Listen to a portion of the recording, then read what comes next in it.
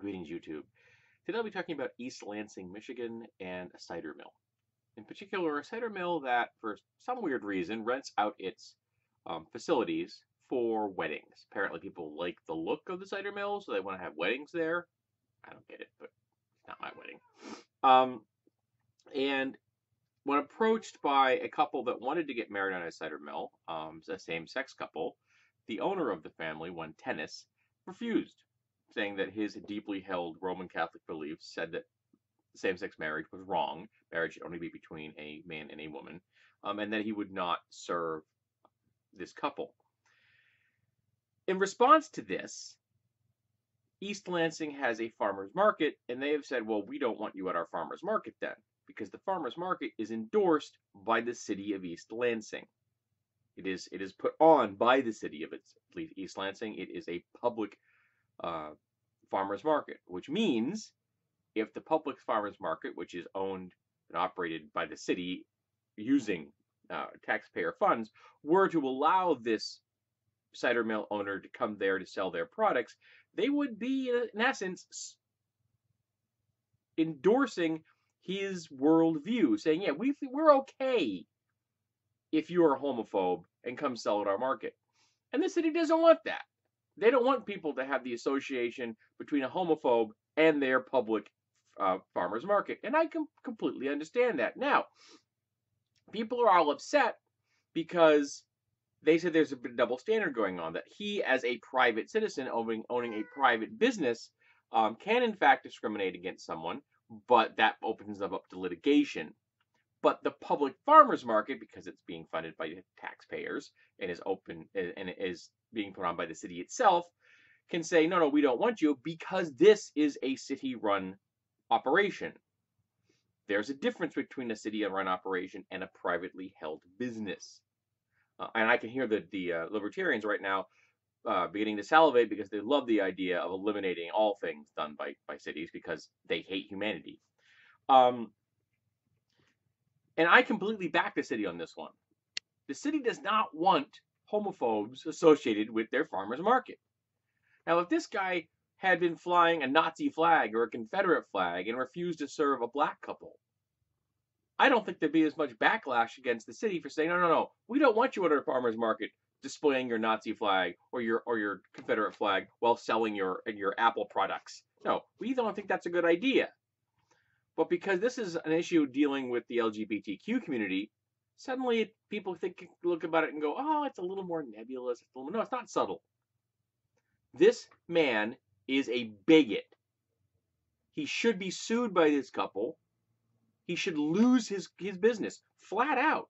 Now, one of the quotes here from his lawyer is, people of faith, like the Tennis family, should be free to live and work according to their deeply held beliefs without fear of losing their livelihood.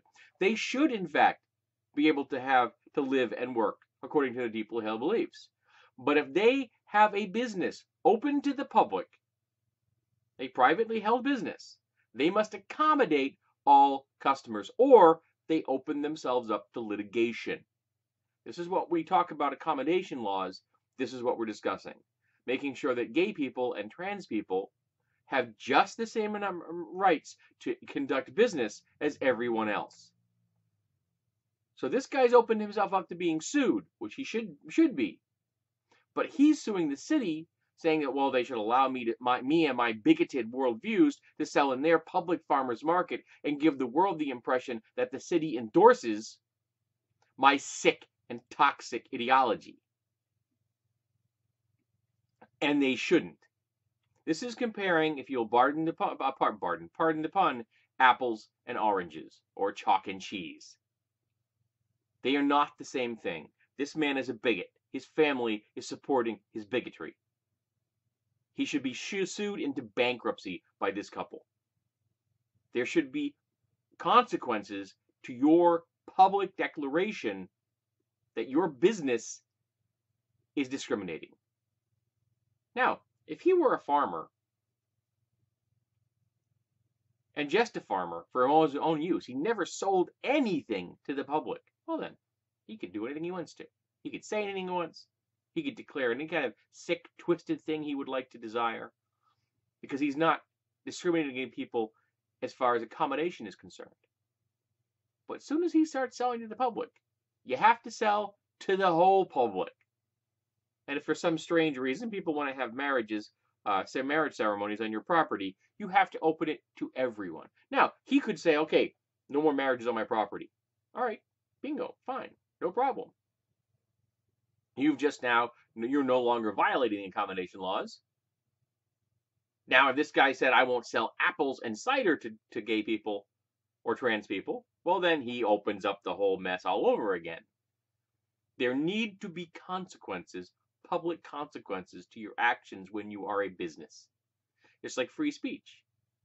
Say what you want as long as you are not inciting violence against a person or a group of people in the sense of like creating a riot. Say what you want. But there are consequences to your actions. Other people are going to hear, other people are going to react negatively. And when they react negatively, that is not limiting your free speech. Your free speech is not being touched by that. People are saying, I don't agree with you, and I don't want to listen to your free speech. You may have a right to free speech. You do not have a guaranteed right to an audience. And if people say, I don't want to listen to you, tough. And this farmer should be sued into bankruptcy, and the city of Lansing should be awarded a major kudos for standing up for people. This is what we need.